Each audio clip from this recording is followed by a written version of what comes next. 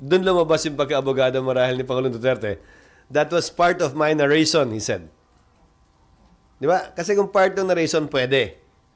Di ba? Pinapakita mong, nung panahon yon, may ulo ko, nagalit ako, nagmura ako, ito sinabi ko. Blah, blah, blah, blah, blah. Okay lang, part of the narration. Pero maraming pagkakataon din kahapon na hindi naman part of the narration. Nanggigigilan talaga siya. Because he felt emotional and he was convinced that what he was doing and saying was correct. Lalo na kung pinag-uusapan ay di umano ng mga kriminal na dapat ay walang lugar sa mundo. So, sa tanong mo, hindi ko pwedeng sabing unbecoming dahil yung bahagi ng hindi narration, oo, walang lugar yon dito sa Senado.